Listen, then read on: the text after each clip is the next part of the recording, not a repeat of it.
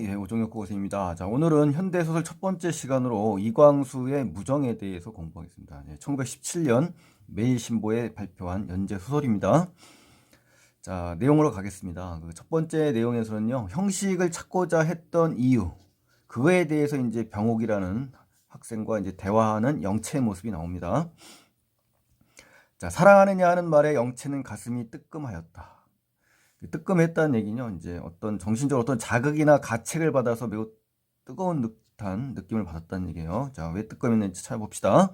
과연 자기가 형식을 사랑하였는지. 그렇죠? 아, 여기서 대상이 나왔죠? 누구죠? 예, 주인공 형식입니다. 전체 주인공. 형식을 사랑하였는지를 확신할 수 없다는 얘기겠네요. 사랑이라는 감정에 대해서 이제 주체적이고 어떤 적극적인 사고가 결여되어 있다는 거죠. 자기는 다만 형식이라는 사람은 자기가 찾아야 할 사람, 이게 당위적이라는 거죠. 다만 찾아야 할 사람이라는 건요, 어떤 그 주체적이고 그리고 그 자기의 어떤 의지가 아니라 그냥 어떤 당위적인 그러한 행동이라고 봐야죠. 섬겨야 할 사람으로 알았다. 그냥 당연히 섬기고 찾아야 될 사람이라는 거는 진정한 사랑이 아니지 않습니까? 그렇죠? 예. 7, 8 연례. 그러니까 이제 연례라는 건요, 여러 해, 7, 8년 전부터 이런 말이 되겠네요. 일찍 형식을 사랑하는지 생각해 본 적도 없었다. 아, 그러니까 사랑하는 대상에 대해서 사랑에 대해서도 떠올려 본 적이 없다. 이 말은 굉장히 충격적인 말이죠. 요즘으로 들어본다면. 영채가 부친의 말씀을 받들어 이제 결국은 보니까 유교적인 그러한 가치관이네요. 그렇죠?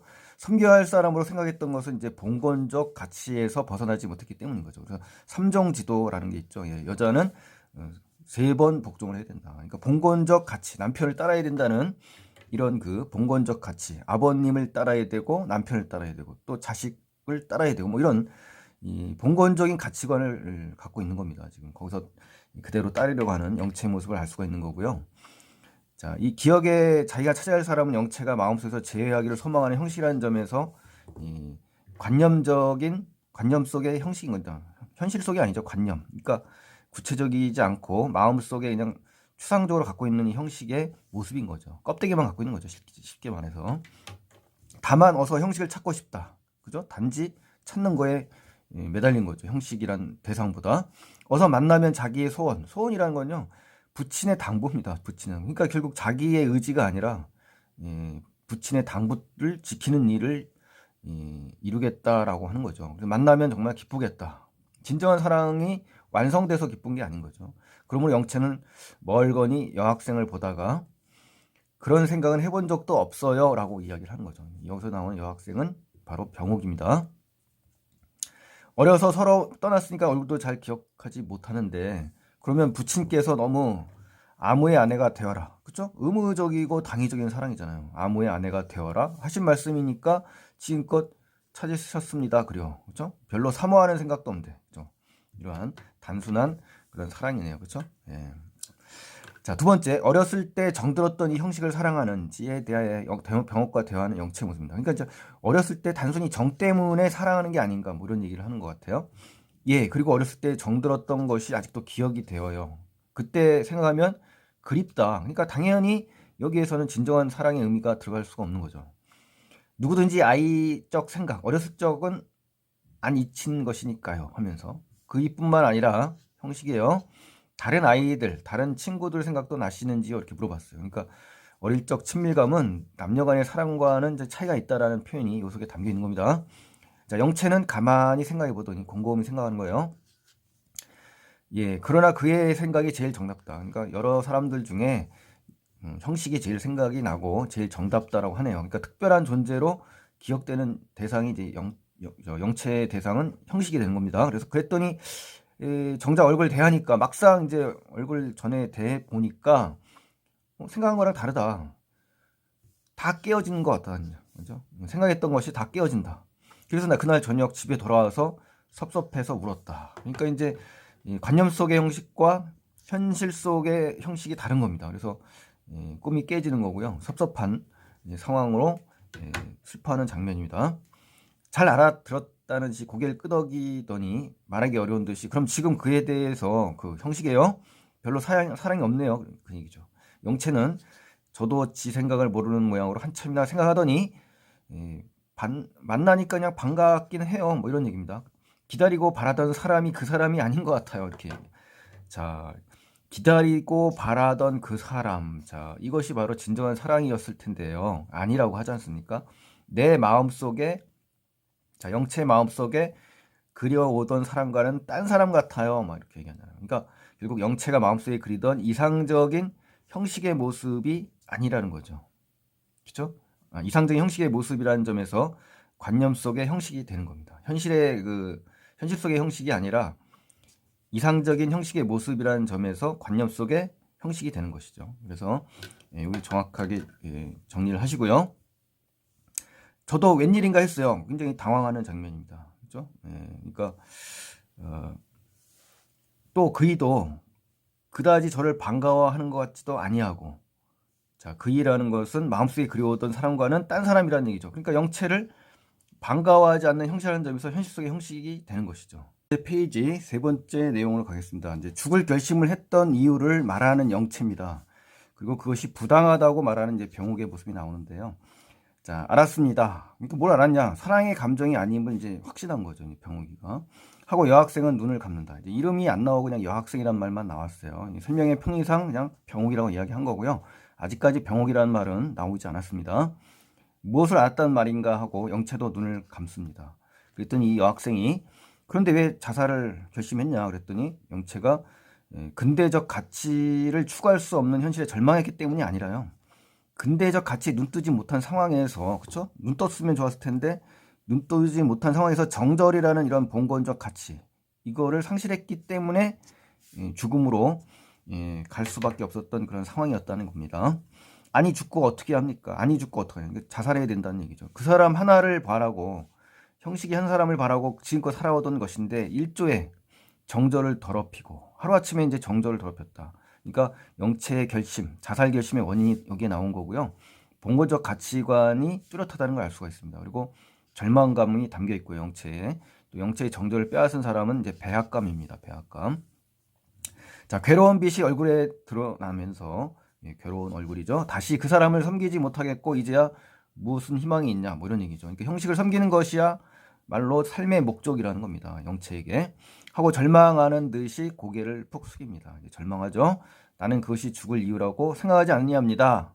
이제 이것은 병욱이가 얘기하는 거예요. 그러면 어찌합니까? 그런데 살지요. 왜 죽습니까? 라고 하는 겁니다. 만류를 하는 장면이에요.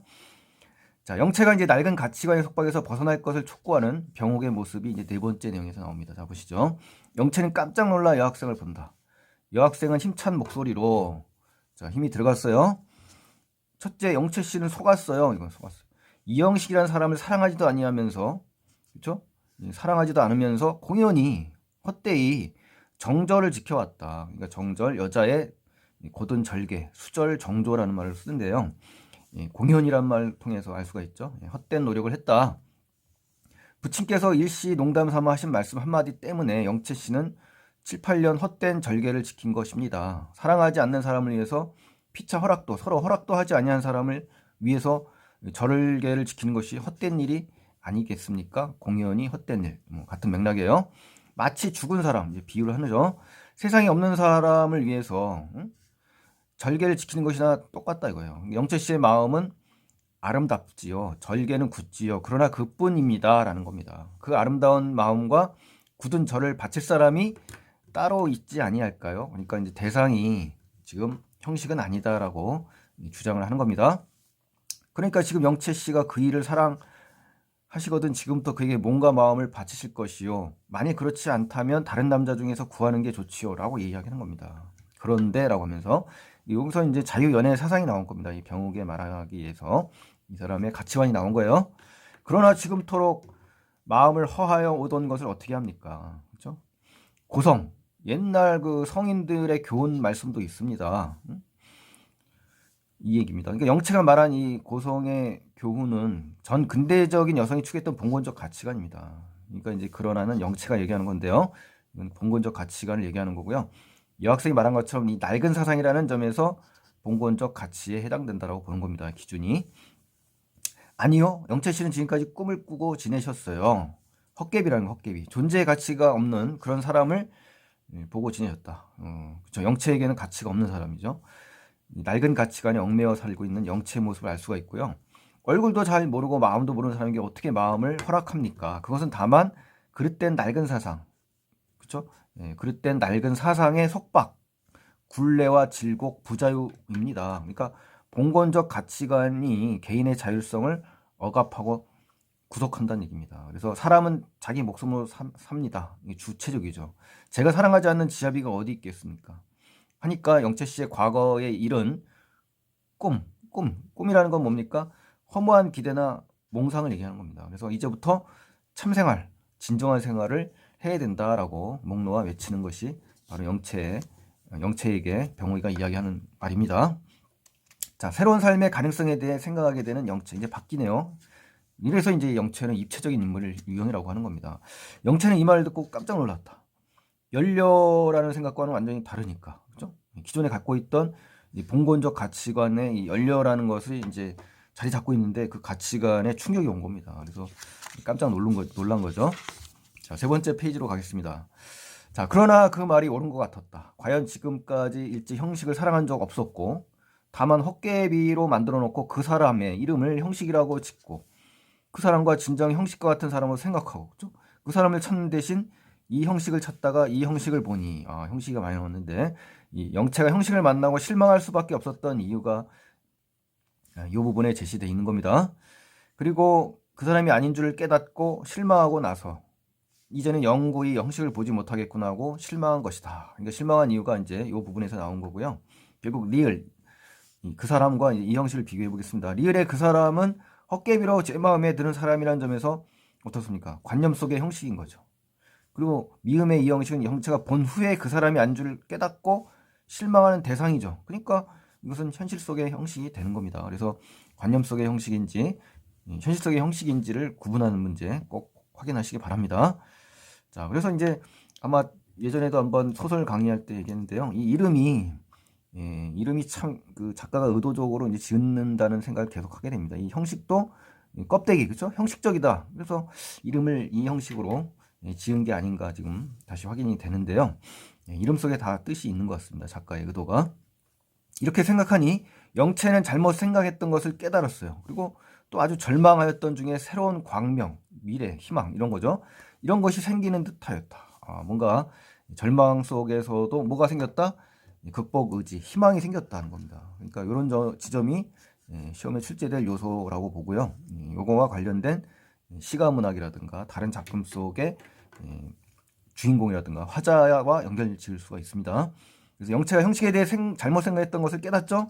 그러니까 진정한 의미를 고민한 장면입니다. 그래서 영채는 그 여학생의 말을 듣고 형식에 대한 기존 생각이 잘못된 것임을 깨달았어요. 그리고 진짜 사랑했는지를 따지죠. 그래서 더 나아가서 사랑의 진정한 의미를 고민하는 그런 과정으로 지금 보여집니다. 그리고 낡은 사고를 깨달았어요. 그리고 근대적 가치에 눈을 뜨는 장면이에요. 그래서 이 부분이 중요합니다. 그래서 계몽주의 사상이 바탕에 깔려 있고요.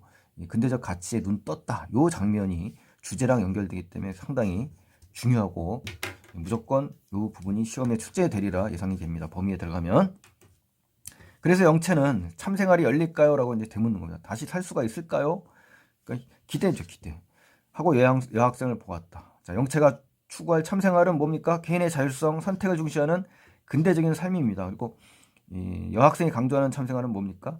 동호적 가치에 얽매이지 말고 그 속박을 끊어버리고 자유를 얻는 생활이야말로 개인의 자율성과 선택을 중시하는 근대적인 삶이다라고 제시한 겁니다. 그래서 우리 수능 특강에 나온 거에서는 여학생이란 말만 나왔지 이름이 직접 나오질 않았습니다. 병옥이라는 이름이 나오지 않았기 때문에 그렇게 영채의 이름만 나왔다. 그리고 여학생과의 대화 위주로 돼 있다는 것을 확인할 수가 있습니다. 자, 인물을 이제 정리를 해볼까요? 이제 신문강이 나왔지만 똑같이 지문이 나오지 않는 부분도 수능에 출제되기 때문에 한번 전체적으로 보는 겁니다. 인물은 이제 젊은 주인공들을 내세워서 계몽주의 사상과 자유연애의 모습을 형상화합니다. 그래서 신구 질서가 충돌하죠. 이런 격변기에 그 시대를 대변하는 다양한 인물들입니다. 이 형식이 주인공이고요. 영어 선생님이고 우유부단한 성격으로 보이지만 민족의식 고취하고요. 지도자적인 성격을 가진 주인공입니다. 그래서 선각자적인 모습, 계몽의식을 지녔고요. 일본 유학까지 다녀온 지식인입니다. 그리고 오늘 공부했던 이 박영채는요. 입체적인 인물이고 순종적인 여성상에서 신여성으로 바뀌는 그러한 사람이 됐고요. 봉건적 가치를 지향하는 전형적이고 순종적인 여인에서 근대적 가치를 자각한다. 이런 것들 유동적이고 입체적인 인물이라는 걸 확인하셔야 돼요. 중요합니다. 박영채가. 김선영은 이제 나오지 않았습니다만 평면적인 인물이고요. 개화기 신여성이고 형식부터 민족의식을 고치받고 또 세상 물정에 얻은 신세대 전형적인 인물입니다. 그래서 신교육을 받았으면서도 피동적인 삶을 살고 있는 굉장히 수동적이고 온순한 인물이 선영이에요. 그 병옥이는 이제 오늘 등장인물로 나왔습니다만은 여학생으로 등장하는데 영체의 조력자적인 인물이고요. 개화기 신여성을 대표합니다. 그래서 반봉건적, 진취적, 이상적인 인물이고요. 영체를 변하게 만들어주는 중개자, 조력자 역할을 하는 겁니다. 그래서 작가는 이러한 인물들을 통해서 격변기 조선사의 가치관의 혼란을 제시해 준 겁니다. 자, 그럼 영체의 형식은 어떤 차원인지 다시 한번 정리해 보겠습니다. 첫 번째, 영체가 제외하기 전 마음속에 기대하고 있는 거, 이게 바로 이제 관념 속인 거죠. 이상, 소망했던 사람. 그러나 만나보니까 어때요? 실제로 경험했죠. 이게 바로 현실 속의 형식입니다. 그래서 두 가지 차원으로 존재하고 이 두 형식 사이의 거리에서 영체는 뭐다? 혼란을 겪고 있는 겁니다. 자, 그 다음에 이제 네 번째 페이지 가서 핵심 정리로 가시겠습니다. 갈래를 보면 장편, 현대, 계몽소설이고요. 전적 작가 시점이 있고요. 우리나라 최초의 근대적 장편 소설입니다. 굉장히 가치가 있는 거죠. 제재는 근대 초기의 민족적 현실이고요. 주제는 교육을 통해서 뭐한다? 계몽한다. 또 자유연애 사상, 민족의식 고취, 또 민족 현실의 자각, 새로운 사회에 대한 열망들이 주제로 볼 수가 있고요. 전체적으로 배경은 일제 강점기 하에 개화기입니다. 공간적 배경은 서울, 평양, 삼랑진, 이렇게 전체적 소설 중에 장소가 나옵니다. 성격은 민족적이고 계몽적, 설득적, 사실적인 성격을 갖고 있어요. 자, 그럼 서술상 특징으로 가시겠습니다. 첫 번째, 전지적 서술자가 상황에 대해서 인물의 판단, 심리를 구체적으로 서술을 하고 있고요. 예를 들어서 사랑하느냐 하는 말에 뭐뭐 알 수가 없다, 이런 것들. 기본적으로는 이제 패턴이 전적 시점입니다. 그리고 영체와 여학생이 대화하는 장면 있죠. 다운표를 보시면 돼요. 거기서 영체의 판단과 심리를 구체적으로 서술한다. 그래서 이 시점 서술 이거 굉장히 중요합니다. 또 영체와 병옥 간의 대화를 주로 하죠. 영체의 내면 심리에 대한 묘사가 두드러지고요. 이 작품의 주제는 민족주의 사상을 바탕으로 해서 근대 문명에 대한 동경, 신교육, 자유연애, 결혼, 기독교적 신앙 등 막 다양합니다. 그래서 결국 일체의 봉건적인 것에 대한 비판입니다. 그러니까 반봉건적인 거고요. 또 새 시대의 계몽을 꾀하는 이상주의적 소설이라는 거 참고하셨으면 좋겠고, 자, 한글 문체를 처음으로 완성한 겁니다. 이 소설이. 그래서 중요한 의의를 지니는데요. 예를 들어서 뭐뭐이라 형태의 문장이 아니라 이제 뭐뭐이다, 뭐뭐였다 이런 형태의 문장을 사용하기 시작했다는 거고요. 시제가 명확합니다. 그래서 처음에는 진행형 시제가 사용됐다가 경우에 따라 진행과 완료 시제를 구분한다. 이런 점에서 이제 발전한 거고요. 현장감을 살리고자 이제 현재형 어미를 사용했습니다. 그래서 고전 소설의 설화체에서 이제 탈피하게 되는 거고요. 3인칭 대명사 그를 사용하죠. 그래서 인물 묘사의 객관성을 훨씬 더 높입니다. 그래서 서술 시점에서 근대적인 진보를 이루게 된 그러한 가치가 있는 작품입니다. 또 무정의 양면성은 첫 번째 계몽성입니다. 그래서 근대적 의식을 고취하는 것. 두 번째 대중성입니다. 그러니까 삼각관계 연애구도. 그러면 대중적으로 어떻습니까? 많은 사람들이 흥미를 갖게 되죠. 당시 신문에 연재된 형태입니다. 그래서 이 독자의 흥미를 지속적으로 유지하기 위해서 어때요? 연재소설은 매 마지막 부분에 독자의 궁금증을 유발하면서 게재하면서 끝나지 않습니까? 또 우연성이 많고요. 또 과거의 문어체에서 탈피해서 이제 구어체를 사용한 점이 당시에게는 굉장히 파격적이었습니다. 또 봉건적 가치관과 근대적 가치관의 충돌로 인해서 어떻습니까? 사건 전개를 당시 사회에 있을 만한 사건이라고 이제 평가가 된 거고요. 또 젊은 남녀의 자유연애를 소재로 한 것이 당시 독자들에게 실감을 줘서 더 인기를 끌었습니다. 또 가치관이 혼란을 겪던 당시 우리 민족 현실을 그대로 반영한 인물들이죠. 이런 인물들을 보고서 조선 사람다운 인물 그 당시에 이제 평가를 했다고 합니다. 자, 그럼 무정에 담긴 시대 의식을 보겠습니다. 수재를 당했다, 그죠? 물난리를 겪어서 무방비로 노출된 그런 시대. 형식의 일행은 젊은 인재들이고요. 삼랑진 사람들은 조선의 민중이고 빈약한 농사 지식은 과학과 문명이 부족한 겁니다. 부졸이 아니라 부족한 겁니다. 그리고 자선음악회를 열죠. 위로와 지원 이러한 것이 시대의식으로 보여지고요. 중요한 건 뭡니까? 서구의 지식과 문명을 습득해서 교육해야 된다라는 것을 해결책으로 제시하는 겁니다. 작가의 의식이. 자, 그다음에 연재 소설인데요. 이 작품이 이제 무정에 반영된 당시 대중의 관심사를 뭐 보면요, 새로운 문체로 떠오릅니다. 그래서 한문체와 문어체가 줄을 이루었지 않습니까? 정근대 소설. 예, 근데 여기서는 구어체가 등장하면서 언문일치를 이루게 됩니다. 말하는 거랑 쓰는 것이 일치한다는 거예요. 그래서 친근성이 있습니다. 또 봉건적인 가치관, 신식 가치관 사이에서 혼란을 겪던 당시 상황이죠. 이 친근하면서 참신한 느낌을 주고요. 자유연애, 즉 당시 젊은 남녀들의 관심사들을 소재로 했다는 거, 이게 바로 무정의 연재소설의 특징이 되겠습니다, 여러분. 자, 그리고 이제 5번의 5페이지의 마지막 부분인데요. 인물의 갈등 해소 방법을 이제 제시하겠습니다. 형식을 사이에 두고 애정 관계에 머물러 있던 두 인물이 민족의 계몽을 결의하면서 어때요? 개인적인 애정의 갈등을 해소하게 됩니다. 그래서 자선 음악회를 열고 현실에 자각하게 되죠. 민족을 구원하고, 그죠? 합의에 이르게 되고 갈등을 이겨냅니다. 그래서 이영식과 박영채, 그리고 김선영의 이 삼각관계, 당대의 개화 세력과 수구 세력과의 대립과 갈등을 그대로 이제 드러내고 있는 거고요. 이러한 갈등의 화해는 결국 뭡니까? 민족의 개화와 계몽이라는 사명으로 이어진 겁니다. 결국은 요거를 보여주려는 작가의 의도가 담겨 있는 겁니다. 자, 보충 문제와 전체 줄거리들은 이제 여러분께서 이제 프린트 올려 놓을 테니까요. 모든 프린트는 강의 올리면 바로 블로그에 올려 드리니까요. 밑에 블로그 주소 따라 들어가셔서 다운로드 받으셔서 확인해 주시기 바라겠습니다. 자, 그래서 오늘 긴 시간 수고 많이 하셨고요. 다음 시간에 또 뵐 수 있도록 구독 버튼 안 누르신 분들은 구독, 좋아요를 반드시 눌러주시기 바랍니다. 감사합니다.